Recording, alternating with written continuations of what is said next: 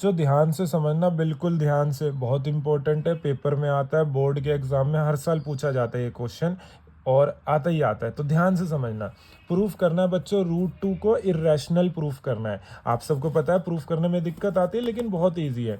तो रूट 2 को irrational proof करना है, तो हम सबसे पहले रूट 2 को रैशनल मान लेंगे, और रैशनल मान लिया तो हम उसको p/q यानी r/s की फॉर्म में या a/b की फॉर्म में लिखेंगे। तो सबसे पहले हमने क्या किया, रूट 2 को r/s लिखा, और r और s इंटीजर्स हैं और s 0 नहीं हो सकता, ठीक है, ये हमने लिख दिया। लेकिन बच्चों जो रूट 2 को r/s में क्यों लिखा, क्योंकि हमने सबसे पहले उसको रैशनल माना। हम डायरेक्ट तो इरेशनल नहीं कह सकते थे, क्योंकि हमें तो इरेशनल प्रूफ करना है। तो हमने क्या बोला कि हम इसका अपोजिट मान लेते हैं, रूट 2 को रैशनल और रूट 2 को r/s की फॉर्म में लिखा। और r और s के कॉमन फैक्टर हैं, ठीक है, यानी अगर r और s का मैं फैक्टर करूंगा, कुछ ना कुछ नंबर कॉमन आएंगे, ठीक है। तो suppose r and s have a common factor other than 1, तो कॉमन फैक्टर हैं r और s के, तो हम क्या करेंगे आगे, then we divide by the common factor, क्योंकि हमने फैक्टर करे, कुछ नंबर कॉमन है, तो हमने कॉमन फैक्टर से डिवाइड कर दिया, यानी सिंप्लीफाई कर दिया। r और s को सिंप्लीफाई किया, तो क्या लिखा, रूट 2 इक्वल टू a/b, यानी a/b के फैक्टर में कुछ भी कॉमन नहीं है, क्योंकि a/b से पहले वो क्या था बच्चों, r/s, और r और s के कॉमन फैक्टर में थे नंबर, फैक्टर में कॉमन थे तो कट गए, तो अब क्या बन गया, a/b, और a और b में कुछ भी कॉमन नहीं है, तो a और b बच्चों क्या है फिर, कोप्राइम। r और s क्या थे पहले, कंपोजिट नंबर, तो कॉमन फैक्टर से कट गए, सिंप्लीफाई हो गया, तो क्या बन गया, a/b, और a और b क्या है, कोप्राइम। अब आगे समझो, b इधर डिवाइड में उधर गया तो मल्टीप्लाई में, तो root 2 b equal to a। फिर हमने क्या करा, स्क्वायरिंग बोथ साइड, दोनों तरफ क्या करा बच्चों, स्क्वायर किया। रूट 2 का क्या बन गया, 2, b का b स्क्वायर हो गया, a का a स्क्वायर हो गया, तो इसका स्क्वायरिंग बोथ साइड किया तो ये मिला। अभी बच्चों 2b स्क्वायर के साथ मल्टीप्लाई में, उधर जाएगा तो डिवाइड में जाएगा, तो a स्क्वायर अपॉन में 2, यानी a स्क्वायर को 2 डिवाइड करेगा। तो बच्चों अगर a स्क्वायर को 2 डिवाइड कर रहा है तो a को भी करेगा, ठीक है।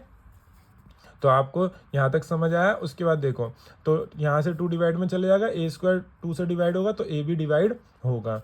तो आगे देखते हैं, तो हमने क्या करा, सो वी कैन राइट, अब a की जगह हमने क्या पुट किया बच्चों, 2c, तो a स्क्वायर था तो 2c का स्क्वायर, ठीक है, 2c का स्क्वायर करा तो 2 का स्क्वायर 4 और c का स्क्वायर c स्क्वायर, तो 2b स्क्वायर तो वैसे ही है, इधर a की जगह हमने क्या रखा था, 2c का स्क्वायर किया 4c स्क्वायर। अब 2 से 4 को काटा, बचा क्या, 2, तो B square is equal to 2c square. अब 2 इधर मल्टीप्लाई में, उधर जाएगा तो डिवाइड में, तो बी स्क्वायर अपन में 2, यानी बी स्क्वायर 2 से डिवाइड होगा, तो बी स्क्वायर अगर 2 से डिवाइड होगा तो बी भी 2 से डिवाइड होगा। ए भी 2 से डिवाइड हो रहा था, बी भी 2 से डिवाइड हो रहा था, और ए और बी को हमने क्या बोला था बच्चे, को प्राइम। को प्राइम का मतलब क्या होता है कि कुछ भी कॉमन नहीं है, लेकिन ए भी 2 से डिवाइड हो रहा है, बी भी 2 से डिवाइड हो रहा है, यानी ए और बी के फैक्टर में 2 है, यानी 1 के अलावा एक ऐसा नंबर है जो दोनों के फैक्टर में कॉमन है, तो ए और बी को प्राइम नंबर नहीं है। इसका मतलब जो हमने माना था वो क्या माना था, गलत माना था, रूट 2 एक रैशनल नंबर नहीं है। तो आगे देखो मैंने क्या लिखा है, देयरफॉर ए एंड बी, ए और बी जो है, हैव एटलीस्ट 2 जो है एज अ कॉमन फैक्टर, यानी ए और बी का कम से कम 2 जो है वो एज अ कॉमन फैक्टर है। बट दिस कॉन्ट्राडिक्ट कर रहा है तो हमारी चीज के खिलाफ, क्या, that the fact that A and B have no common factor other than 1, क्योंकि ए और बी को हमने क्या माना था, को प्राइम माना था, तो लेकिन को प्राइम तो नहीं है क्योंकि 2 कॉमन फैक्टर है दोनों के।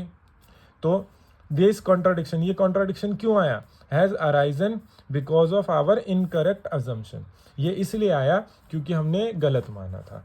क्या माना था हमने, रूट 2 रैशनल, रूट 2 एक रैशनल नंबर नहीं है।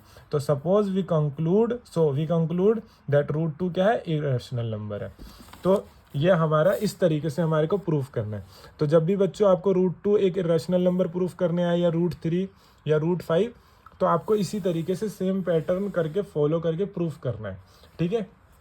अगर मान लो रूट 3 बोलेगा तो रूट 3 आप क्या करोगे, यहाँ पे रूट 3 रैशनल नंबर, तो आप क्या करोगे, लेट अस अज्यूम हम क्या कर लेते हैं, √3 को रैशनल मान लेते हैं।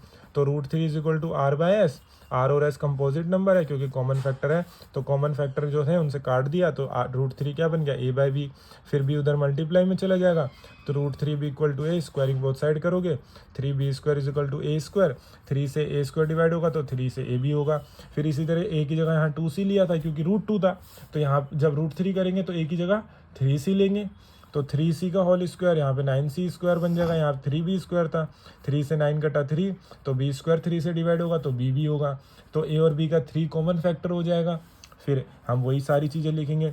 तो इसी तरीके से अगर √5 का आएगा तो √5 रैशनल करेंगे, √5 is equal to R by S, और आर एस कॉमन फैक्टर है, कंपोजिट नंबर है, तो फिर रूट को प्राइम करेंगे सिंप्लीफाई करके, b उधर जाएगा, √5 b इक्वल टू ए, फिर √5 b equal to A, squaring both side करेंगे, 5b² is equal to a², तो 5 से a² डिवाइड होगा तो 5 से भी हो जाएगा, फिर a की जगह 5c ले लेंगे √5 में। सेम पैटर्न है बच्चों, इसी तरीके से हमारे को प्रूफ करना है, चाहे √2 हो, √3 हो, या √5 हो, या √7 हो, ठीक है। एक तो इस टाइप का रूट में क्वेश्चन आता है, एक होता है 3 + √2 को प्रूफ करो, तो एक वो वाला देख लेते हैं। लेकिन बच्चों ये आपको एज इट इज़ ऐसे ही तैयार करना है और इसको ऐसे ही दिमाग में फिट करना है, और आपको ऐसे ही पेपर में लिख के आना, फुल से फुल मार्क्स मिल जाएंगे आपको। 3 मार्क्स का पक्का रहता है, पेपर में आएगा ही आएगा।